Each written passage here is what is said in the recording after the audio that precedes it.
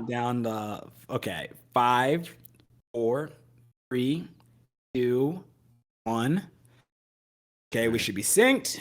All right, muting you. And should be good whenever you're ready to go.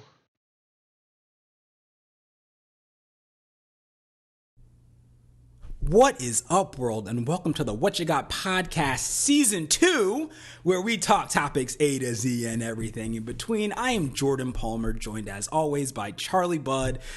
And we're excited to be back, people. Hope everybody had a good little winter break. Welcome to 2022. And today, we're here to talk to you about the lovely new film from Paul Thomas Anderson, Licorice Pizza. Yay! You guys can probably tell how I felt about this film, which is actually surprising. We're going to get into it. But, Bud, I actually have no idea what your take is on this particular movie. First episode of the new season. Tell me, Charlie, what you got? Well, Palmer, I hate to do this to you, but I actually enjoyed it. I enjoyed Licorice Pizza. And before I get into kind of what I enjoyed it, as people can probably tell, not only from the reactions Palmer's given off and how he kind of introduced Paul Thomas Anderson's ninth film, Licorice Pizza, he was not as much of a fan. In fact, I'm pretty sure the moment after you left the theater, you texted me and was like, I want my 2 hours back. So, Palmer, please tell me what you thought. What you got on Licorice Pizza? See, here's my thing. I never like to bash a movie. So I will say the disclaimer that I really enjoyed the performances. Thought the actors did a good job. I thought it encompassed an interesting point in time in American life. I don't like to use this word, but maybe hated this film. Like, it was bad because I was walking out of the theater and I was literally just talking to myself, like, in the dark streets of, like, DC, just hyping myself up. Like, I can't believe I wasted my time with that. Like, if somebody passed me, they would have thought I was crazy. I actually stood up in, like, the second, the credits started rolling. I said, that was some BS for everybody in the theater to hear. And I stormed out. I didn't wait around, nothing. Okay. Yeah, I was hot. So what about it did you not like? What was it that you didn't like about Licorice Pizza? What made you do that? The better question is, what did I like? And I can't give you a whole lot.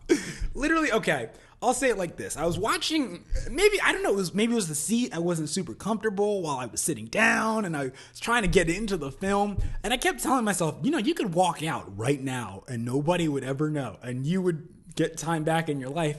I knew we were probably going to cover this movie for one of the episodes, so I called myself proactive. I said, okay, let's go out there and let's go watch this movie. But, Charlie. I'll begin with the very first thing that I discovered. So I went into this movie blind, didn't watch any of the trailers, didn't read any of the background information, but I knew it was more or less going to be a love story, right? So I'm sitting there watching the opening scene, and it's taking place at, I guess, a high school. And I see this kid in line trying to primp and prep himself before his picture. And then I see this young woman walking down. And as far as I'd seen in the trailers, this was just another student. It was not until she got up on my man and they started talking that I realized she's not a student. She's one of the people helping out with the photos today. And not only that, she's 25. Meanwhile, how old is this kid? 15. From the jump, I was like, they're going to say that she's actually 17 and no, there was a 10-year age, a very critical 10-year age. So he's maybe a sophomore in high school and she's a grown woman. She's literally a year younger than I am. And I've been out of college for 5 years. So I had some trouble just getting into that theme. And unfortunately, I know I'm going on this rant. I knew this was going to happen. Unfortunately for me, I was also like, just reverse all of this for 1 second. If this was a 25-year-old man and a 15-year-old girl, we wouldn't even have this movie. That'd be like some Lolita stuff. But I was just like, okay, let's roll with it. I don't want to get into the movie too much because I know we're going to get into it. But as events transpire, I just found myself becoming more and more bewildered. by the situations that we found ourselves in. And by the end, I was like, I don't believe this could happen to anybody legally, nor do I relate to any of the characters in this film or the experiences that have been covered over the course of this last 2 hours. So that's probably my beef with it. But tell me why you liked it. Because I literally want to get in your head, and I just want to understand. Maybe somebody did in the world, so help me. Okay. So I think the big thing for me yes, that was a very hard relationship to buy. I agree with you there. I like throughout the entire movie, it kept kind of scratching at the back of my head that this relationship in general, like this age gap, is way too hard to buy as anything that would genuinely happen in reality. I don't know if this was a common thing. It definitely probably breaks a few laws out there if it goes further than just kissing or whatever. But that was the hardest thing for me personally to be like. I thought that was like the weakest part of the film, but I told myself after the movie, and that is a great point that you made, that if you reverse the roles here, a lot of people will probably look very negatively on that kind of movie, which is interesting. Double standards of Yes, today. yes, it is. But I will say though that if I put that out of my mind, which isn't necessarily the thing to do in this movie, and I don't really know how other people kind of thought about that age gap.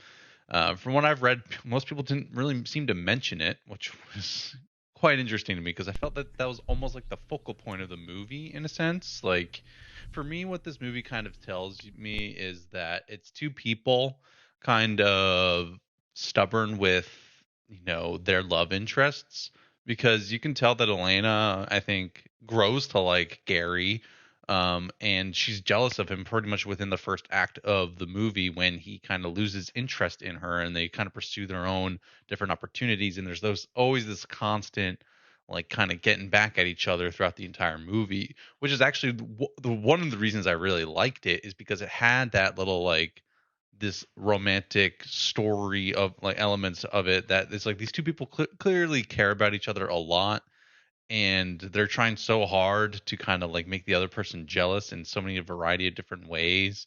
And the like and it was humorous, it was entertaining, it was like it had this frenetic pace to it that it just kind of kept bouncing in like to all these ridiculous scenarios that I also agree do not relate to in pretty much any shape or form. Like I think that was another thing that was lost on me, is that I felt like this was a love story to 1973 San Fernando Valley people. Like I just feel like it made a lot of references to people who grew up in that time in that place, and I just didn't understand it, especially since like these kids were on the outskirts of like the film industry trying to be actors, because there was a point in time where Alana was trying to be an actress. She gets in, in league with Sean Penn's character, who just seemed literally ridiculous. Like he was just a person who was always a character he played in a movie. He never seemed like he was authentic as himself, like ever. Like Jack Holden, I think was his name.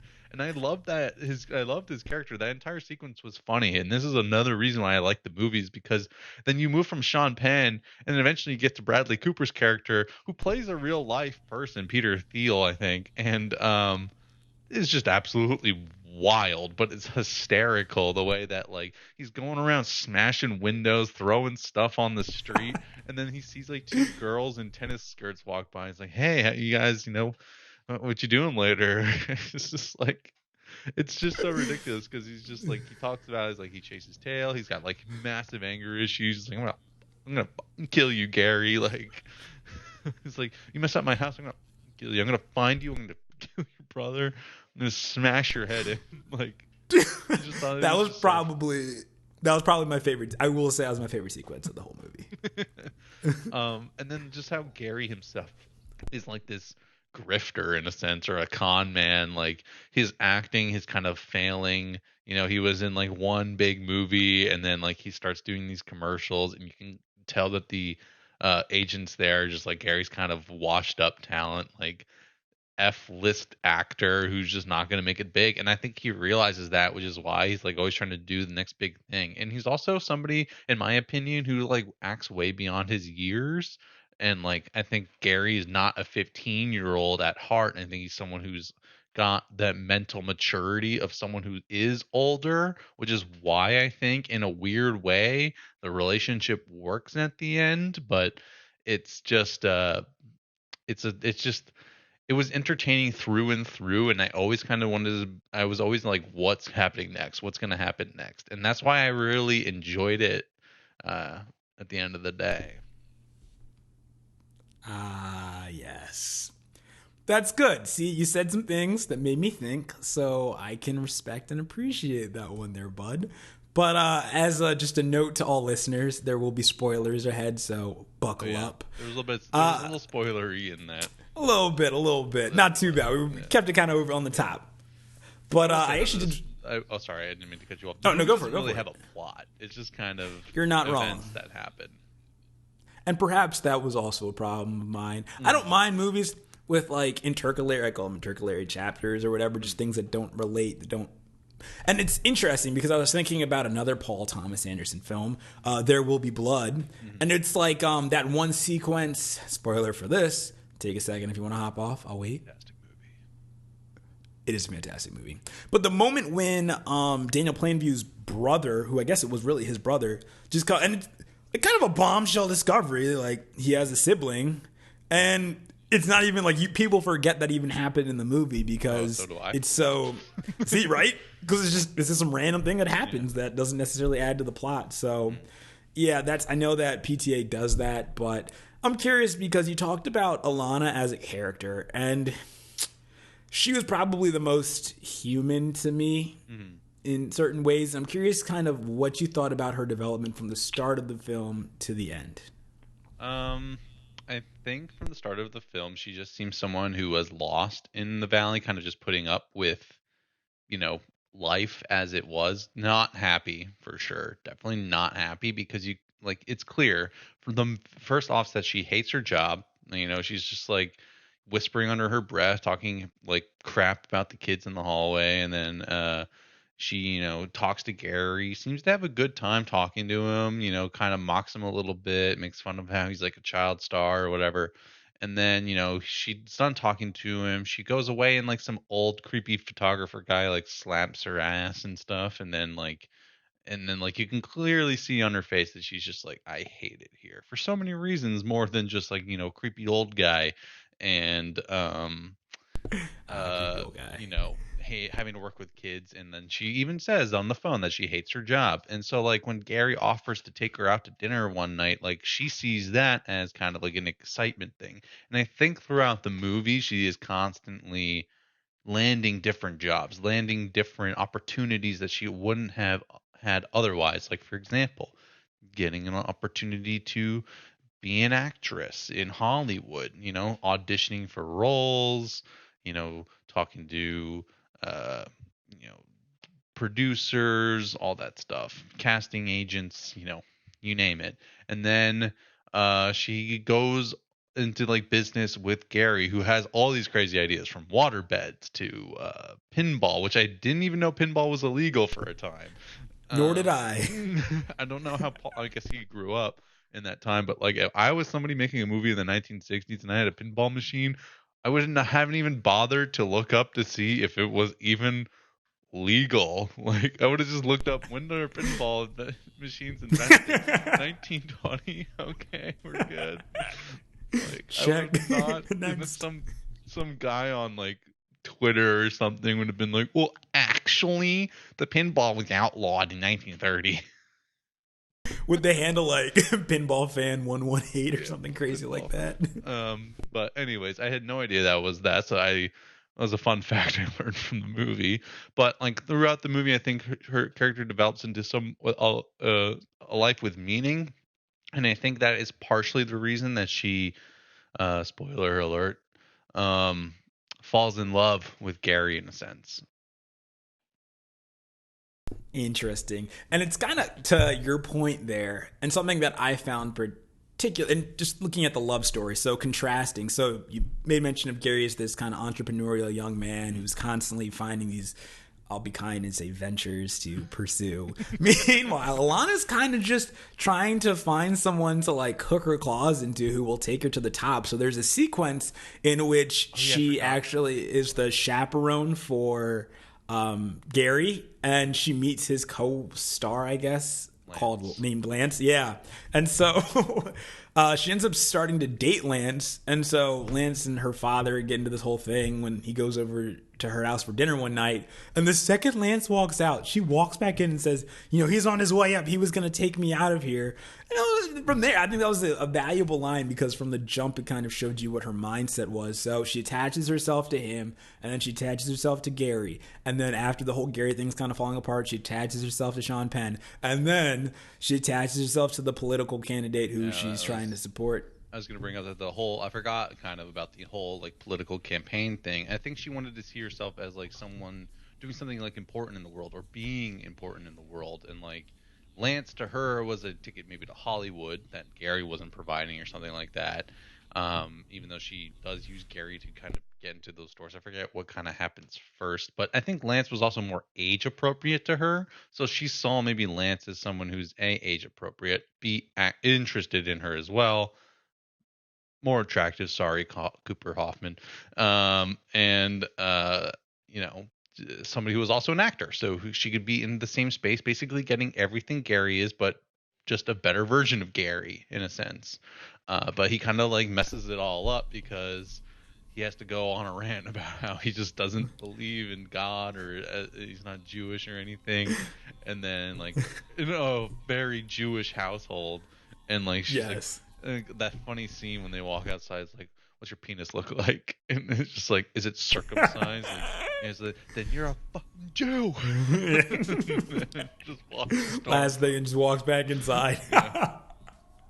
Okay, that did get me. That was pretty funny. I thought that was a great little sequence. But I do agree with that. Like, I think throughout the movie, we see Alana as someone who starts off as kind of like at the bottom, and she's somebody who aspires to do more. And it's a great point that you made about how she like hooks her teeth into people, because that is so true. She bounces from Gary to Lance to Gary to Sean Penn to Gary to political dude. I know, I'm trying to remember his name too. Benny Safdie, that guy, the actor, who's also a director and a writer. Safdie Brothers films, anybody? And then back to Gary, which is a common theme, is that she always goes back to Gary. Ah, yes. Always back to Gary. Gary. What are our thoughts about Gary Valentine? Gary Valentine. He's charismatic. Definitely charismatic. I mean, he's an actor. Like an actor in the movie. He's a charismatic. He has like no shame. He's just a kid out there trying to make money. And he has all these ridiculous venture ideas. I just don't understand that part really. I'm like, why do you have so many ideas? I was trying to figure out logistically how he was. I guess he's supporting his entire family, because it seemed like his mom worked for him.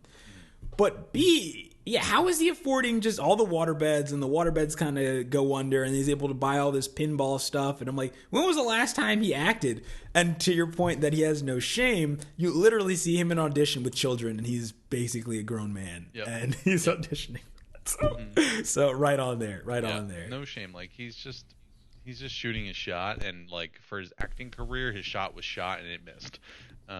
Yes, big time. And like, so that's why like you kind of, and I think in a way, him trying to like be the next big thing was like coping mechanism for him, because I think he realizes that his acting career is not gonna be a thing, is not gonna happen anymore, and that he wants to still be somebody like famous, and he wants to be like, that's why he goes around and does all these business ideas, from like the water beds to the pinball machines, because he wants to be known as somebody. And like you can even see that throughout the movie, that he goes to all these restaurants and places, and there's like people who know him, like adults know him at the restaurant. He's like, Gary, Sir Gary, yes, she's not here. Alana's not here right now. Or he's like, oh, Gary, we can get you a table. He's like, and he even says like, I can get us martinis. You want me to get you martinis? I can get us martinis.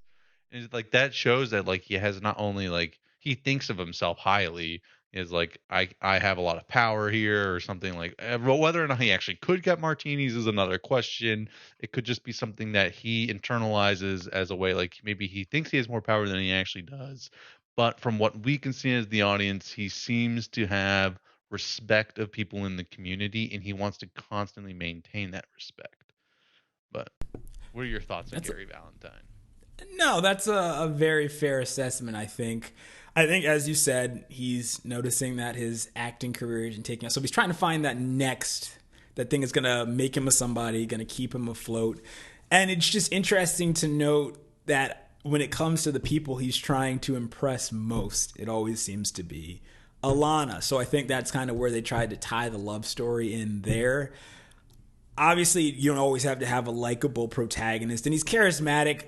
I couldn't necessarily relate to him a lot. I couldn't relate to him either. He was not really somebody I was ever like at any point in my life.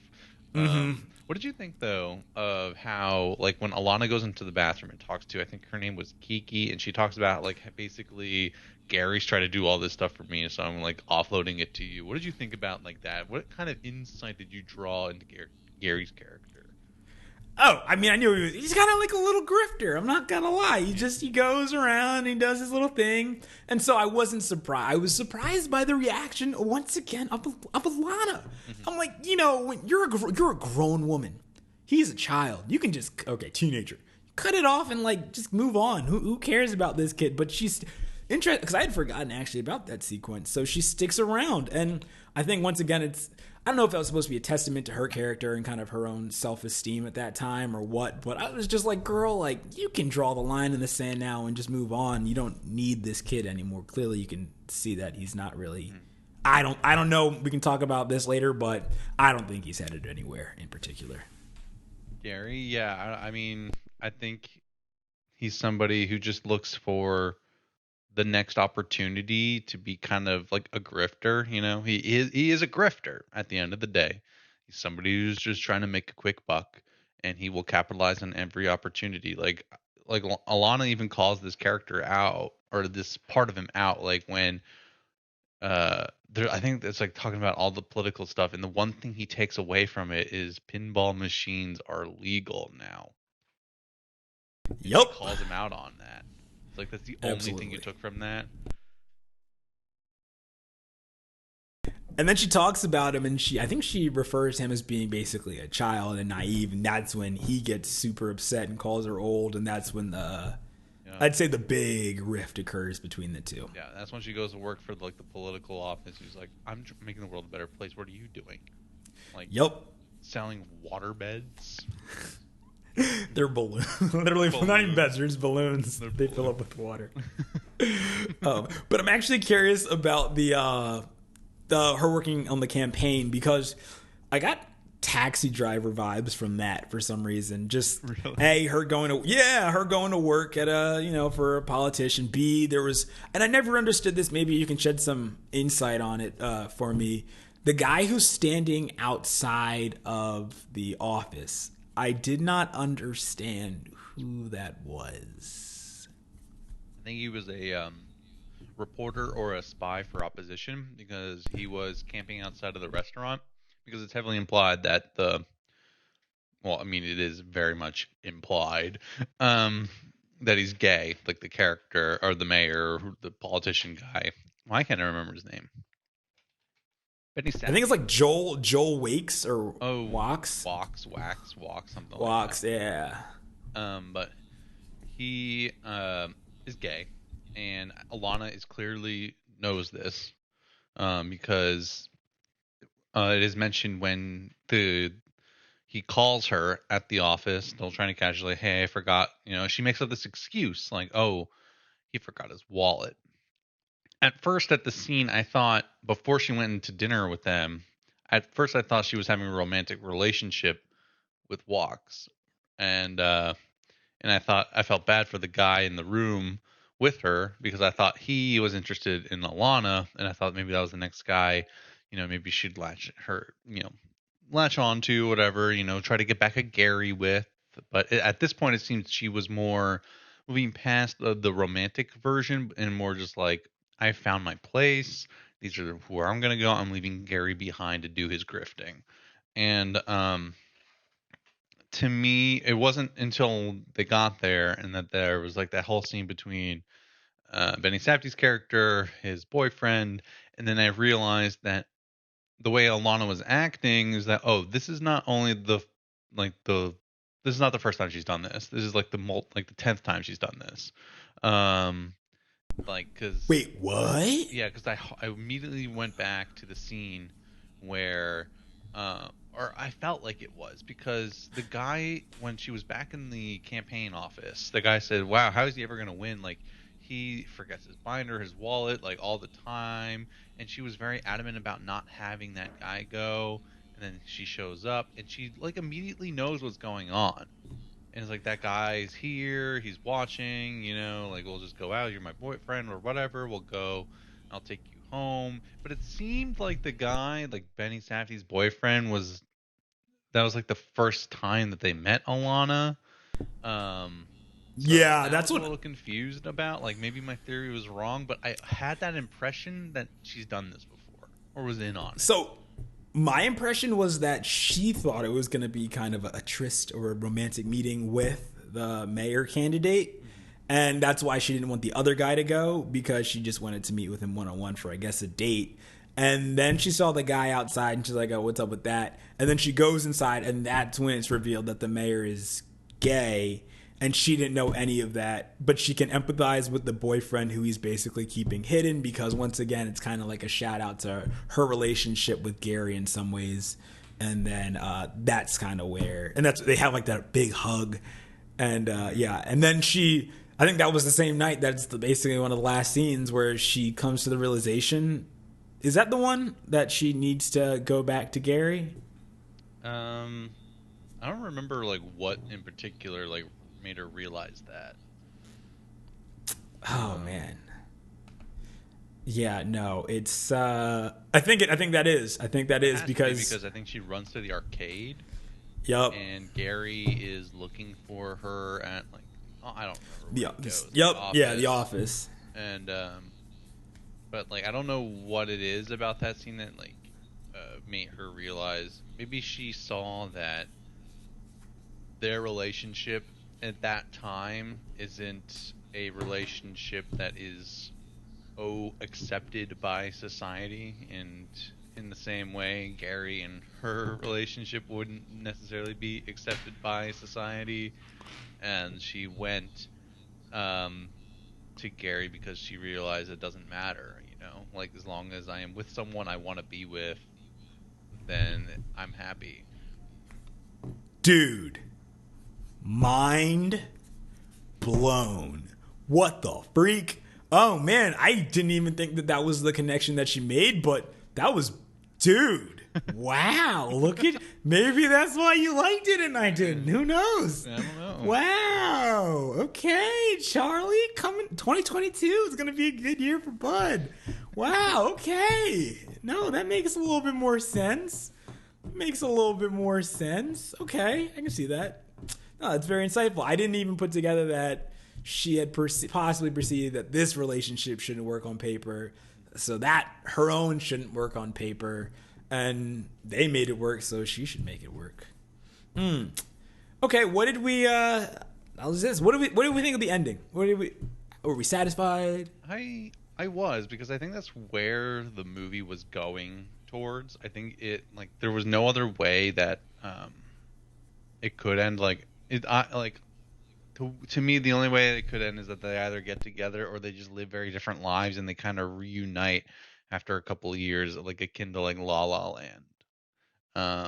But I didn't see that as like that. I thought as that was a possibility, but to me, the ending was the one that we got, because just the way that it was like set up, like how they tried so hard to make the other jealous, that the only like, because they both deep down deeply care about each other. And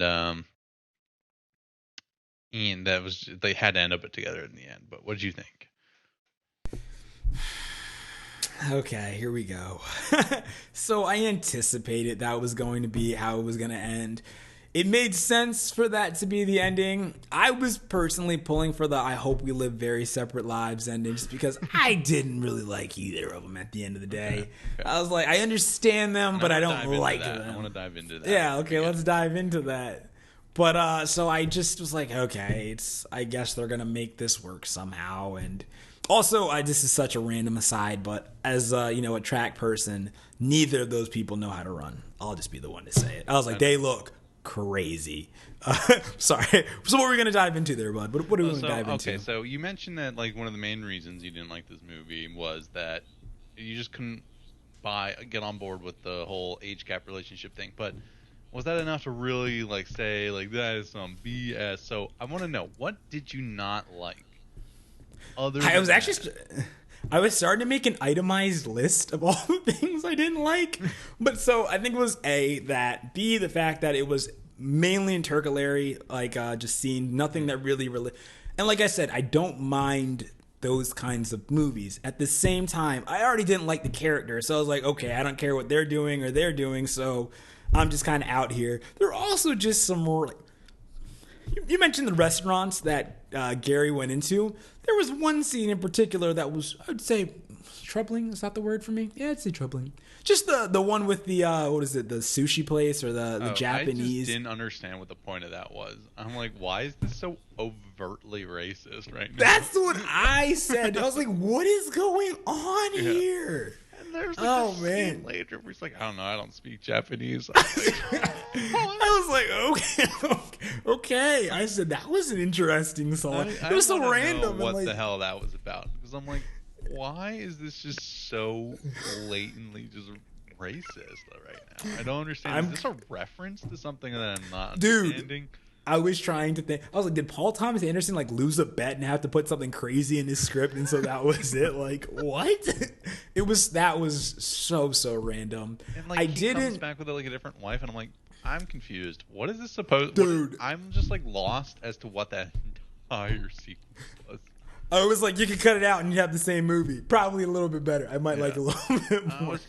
That was like a point in the movie. I'm like, I don't. Why? It's like, what is this doing? Like, this guy is just a racist dickhead, and like nobody's saying anything. Dude, at all. I was like, what is it? I was like, is it me? Because people in the theater were laughing. I was like, nobody was laughing in my theater about that. Nobody was laughing. Yeah, people were. I was like, I don't know if that's not something I laugh about. But like, it's not even funny. It's I was uncomfortable. Just like, yeah, that's what he was going for. But I had to ask I always have to ask, like, why? What's the point absolutely. Of that? What was the point of that scene or that character? At all. I feel bad for the I guess he got paid, but the actor had yeah. So there was that. There was also just I didn't understand the need to go back to break Bradley Cooper's windshield. I guess he threatened Gary's family. Yeah. But at the same time, I'm like, bro, you flooded his house. Yeah, he flooded his house, which he never found out about, apparently. No. But like he also, I think that was more of like Gary wanting to impress Alana in some way, that he's showing that it's like, I'm not afraid of big famous Peter Thiel. That was his name, right? I'm not. Yeah, I think so. And so he did that. It might have actually been John Peters. It might have been John Peters. Oh, it is John Peters. I'm so sorry. Peter Thiel is someone completely different. Oh man, but you're good. John Peters, like, it's like, I'm not afraid of crazy John Peters who just threatened to kill me. Like, no, I'm gonna go slit back. my brother's throat. Yeah, slit my brother's throat. I'm gonna go back and smash his windshield. Like, yup. And I love how he like picks them up in the truck, literally right after he floods his house. I thought he was gonna find out there, and they were gonna have to rush out, but no, he didn't. Was him like stopping the truck and coming to like literally break skulls. Like, I thought he was coming up there and he's like, I'm going to ruin your day, but it was not the case. No, and then something else happened with him. So all of that goes. Oh, and then conveniently enough, the truck happens to run out of gas, and freaking Alana goes Fast and the Furious Tokyo Drift, and like back in, goes down the hill backwards. That was a little ridiculous. Although it was vastly entertaining, but it was just so ridiculous. But I do love how they had that little like gas shortage, which is a real thing. I think that happened in the 70s. I think so too. But so going back to the heart of the question, like what was it about Gary and Alana that you didn't like? What was something that you didn't like about them? I think as a whole, this is my problem. I can boil it down to this. I found none of the situations nor any of the characters related. I didn't feel the things that they like felt. I've never been in situations that they've been in, and I couldn't even suspend disbelief for a second to try and put myself there, because I know there's almost no circumstances in which I would find myself in similar situations. Mm-hmm.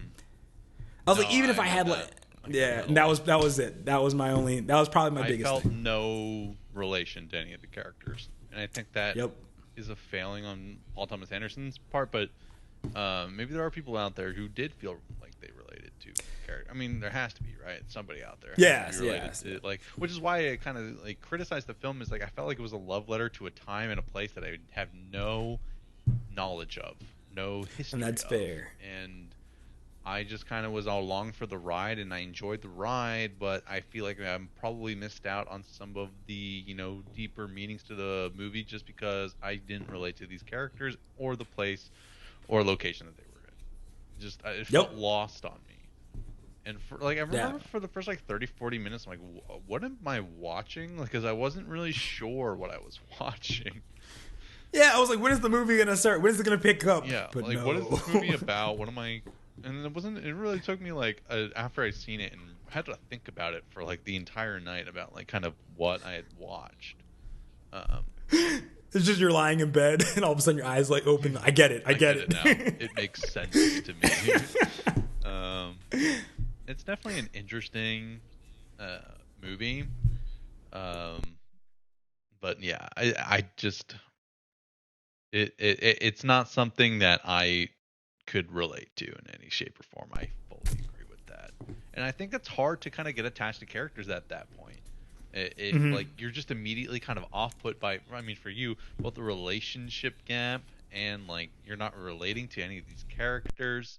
It can immediately feel lost on you. You feel like you're just not in it in the story, and that can put a bad taste. And I fully can understand how you can go down that path. I almost went down that path.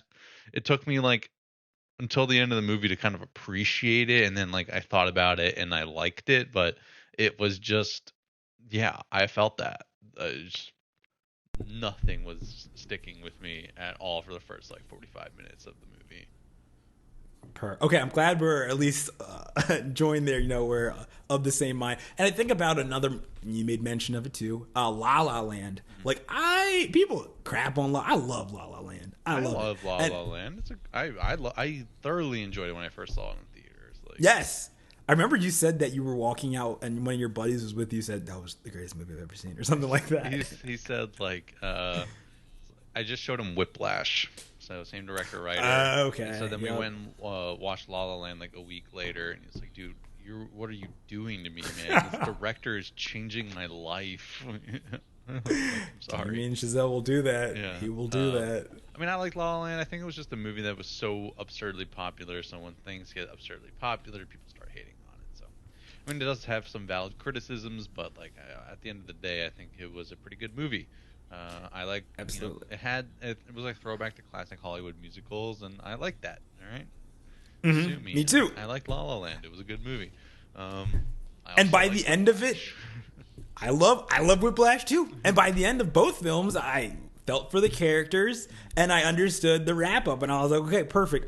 Even though it wasn't necessarily the ending I wanted, I was content. I was like, okay, that makes sense. Cool. I feel like we should totally do an episode on Whiplash, because I feel like that movie has some very dark tones to it that I feel like a lot of people maybe don't talk about as much. I'm down for it because I need to rewatch it. Because the last time I think I saw it was with you, 2 years ago. I haven't seen that movie in 5-6 years or something. Dude, I think you watched it last time. I'm almost positive with me. Oh Totally man, would, crazy. Watch that movie again. But going back to Licorice Pizza here.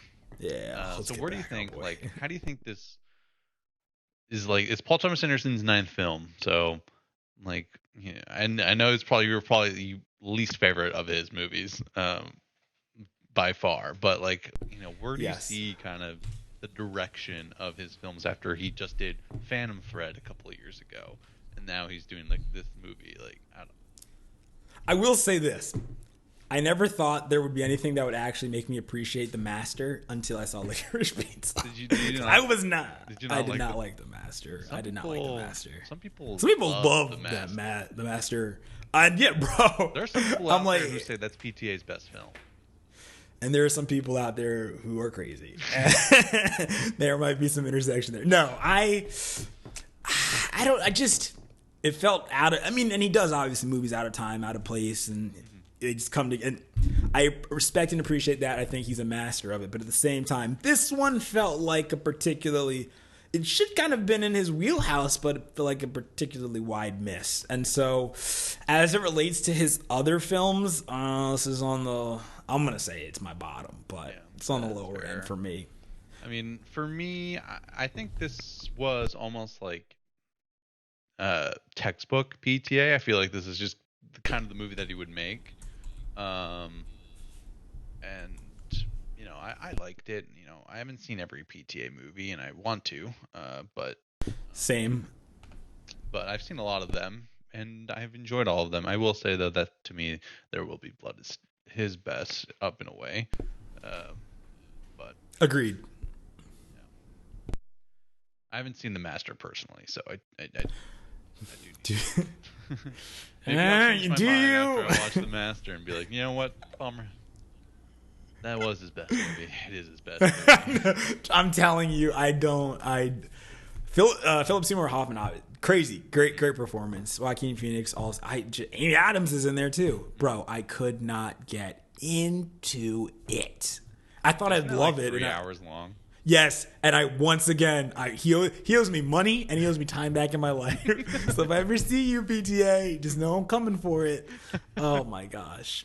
Yeah, dude, it was such an interesting range of movies when you think about it. Yes. But I think he always does, like, I feel like this movie was akin to Boogie Nights in a weird way. Fair. Licorice Pizza. The specificity of, like, the kind of setting and everything, I would agree. But yeah, dude, it's maybe, and maybe it'll grow on. I'm not gonna lie, it's not gonna grow on me. But, another rewatch there, Palmer. I don't think I have. I don't know. If alcohol's involved and I'm not paying for it, then perhaps. Maybe I'll get it on DVD. Okay. One drunk night and be like, "Hey, Palmer, want to watch a Licorice Pizza?" I'd take a shot every time I just wanted to punch a wall, and I'd be. Oh my gosh, I'd do it that way. Any other way? No, I'm sorry, I gotta pass. No, I wonder though, if I were to rewatch it, how much more I'd appreciate the movie. I feel like it could be one of those movies where I watch it again and I'm like, actually, this is really, really good. Yeah, maybe. I won't go see it in theaters again, but I might see it again when it comes out on, like, DVD or something. I think I need a couple years. I need to forget. Forget everything about Licorice Pizza. Yeah. It's like, why did I hate this? And it's like, oh, now I remember. First, 2 minutes. That's it. Now I remember. What did you think about, though, the entire Haim family kind of being... You're talking... I thought that was, I thought Haim, it was cool. Like, the band? Yeah. I'm not, into them, but I do. And, I mean, kind of cool shout out, I guess. I'm not, PTA directed a lot of their music videos, so I thought it was kind of cool. I didn't know that. Yeah. And, that was her family. The mom, dad, the sisters. They literally, they look very much. My favorite scene or moment was when she walks back in with the what is it, I guess swimsuit on. Oh yeah. I was like, wait, what the hell? And she just goes. I was like, okay, that was. I actually laughed out loud for that. That was hilarious.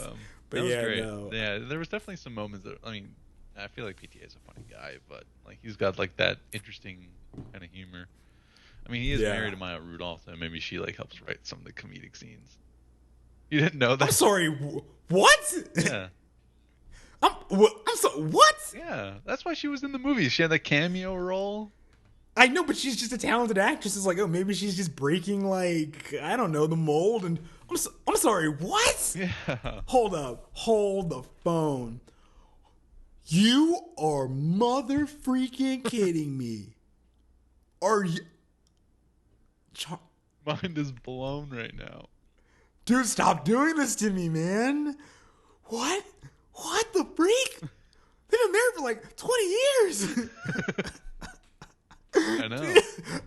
I'm so glad we had my genuine reaction recorded because I did not know that. I was like, oh, Maya Rudolph, cool. Just didn't put it together that like she's married to Paul Thomas Anderson. I've seen pictures of her. I've never paid attention to who she's with. Wow. Yeah. I'm just like, oh, there's Maya Rudolph. And some guy. I guess my mind blocked off. Yeah, what? Maya Rudolph and oh my I guess her husband. Yeah. Oh my gosh. Wow. To be fair, I feel like Paul Thomas Anderson's like one of those directors that you like tell people like, hey, you ever hear Paul Thomas Anderson? It's like, know the name, don't know the face. Yep. Yeah. 100%. And they're probably like, I don't think I've seen any of his movies. Or there are people who are like, I love Paul Thomas Anderson. No, I have no idea what he looks Paul like. Thomas Anderson, even though I haven't seen every one of his movies. Mostly I haven't seen. Actually, I need to see a list. But I know I haven't seen The Master. But yeah, I have a few friends who are like huge PTA fans. Like, love him. Yeah, I feel like there's like a little cult following behind him. Yeah. And it's like Wes Anderson. I know the gist of what he looks like hipster. And if I saw him in like, if I saw somebody who, yes, if I saw someone who fit that like context on the red carpet, I'd be like, okay, that's Wes Anderson. But like, I wouldn't just know if I passed him on the street. I wouldn't know him to like just see him. So yeah. I mean, like, yeah, I feel like some people would even know like Quentin Tarantino probably looks like. Steven Spielberg, Martin Scorsese. Those are huge names, you know. But absolutely. Yeah, Paul Thomas Anderson probably will either say, heard the name, never seen his movie, and don't know what he looks like. None of his movies are like mainstream, like ever. Like they're always like kind of under the radar kind of movies. And I swear, like they don't stream a lot of them. Like I saw The Master I think on Netflix, and they're bringing The Phantom Thread, and There Will Be Blood pops on, but I've never seen like Punch Drunk Love. Okay, actually Boogie Nights I have seen. Like some of the others. Boogie Nights, which is his first movie, is probably one of his most famous films because that's that's the role that Mark Wahlberg kind of breaks out. That's the movie that gets him famous. Is Boogie Nights. Absolutely. But I feel like. Even There Will Be Blood, which I think is one of the best movies in the last like 20 years, is a movie that like nobody's A, heard of, or B, seen. Yeah, dude, we were talking about it. I remember only reason I watched it initially was we were in school in college, and my professor made mention of it during class, like super cash. And he's like, yeah, it's like in There Will Be Blood when they're going for oil. And I'm like, I've never actually seen that film. And so I saw it on Netflix one day, and I was like, oh, I have like 2.5 hours to get like a free short. And I loved it, but I wouldn't have probably watched it had I not heard him just make mention of it. It came out the same year No Country for Old Men did. And I saw that one first, and I was like, they have to be more or less the same film. No, they're very, very different. Yeah, not even remotely very close. Different, but both like Western movies that were filmed in pretty much the same location came out the same year, and both were nominated for Best Picture. And shockingly, No Country for Old Men won, which I think was a huge snub because I think There Will Be Blood is a much better movie than No Country for Old Men. And Daniel Day-Lewis is an absolute terror as that role, or in that role. Like that was what a film. That was, I would say, close to flawless acting as you see anybody do. So yeah, and I think actually they made mention years later, like, okay, the Academy was like, maybe we messed that one up. Maybe. I think you might have. Yeah, you might have. We might have messed that one up because All love to the Coen brothers. No love to the Coen brothers. I do want to see the Tragedy of Macbeth, but we're getting off topic here. Is there anything else? Bring it back. Anything else Honestly, you want to talk about Licorice Pizza? All I'll say, if you want to spend your time doing something worthwhile and don't want to waste money, maybe pass on this. Wait till it's streaming, and even then, take a really hard second to look at yourself in the mirror and say, am I willing to do this to myself? That's all I'm going to say. I would say, if you're a fan of PTA, I would see it. If you like Paul Thomas Anderson, you like his movies, any single one of them, just go and watch Licorice Pizza. I think you should enjoy it if you kind of like his typical style. I think it's a very common style of his. I think Licorice Pizza doesn't really break the mold for Anderson here, but it's kind of what he's learned throughout the years. And but you know, if you want to wait for streaming, if you're a little unsure after what Jordan's talked about in the movie, how he's not a big fan of it, then wait for it to come out on streaming. It's not a big deal. So do what you can, do what you will. Yes. Any last second thoughts there, Palmer? Happy New Year, everybody. We're back, season 2, doing it bigger and better than ever Back in before. season 2. Boom, boom. All right, well, thanks so much for listening, everybody. That's been our show. We're the Whatcha Got Podcast. I'm your host, Charlie Budd. Joined with me, as always, is the wonderful Jordan Palmer. You can listen to our podcast every Monday. We are back for season 2. Make sure you hit us up on the social media. Jordan, why don't you give them a little taste of it. All right, you can hit us up on Instagram at Whatcha Got Podcast, Whatcha spelled WHATCHA, or on Twitter at Whatcha Got Cast, Whatcha spelled the same way. And let us know what you thought about Licorice Pizza if you got to see it. So, and until next week, we'll catch you all later. Peace.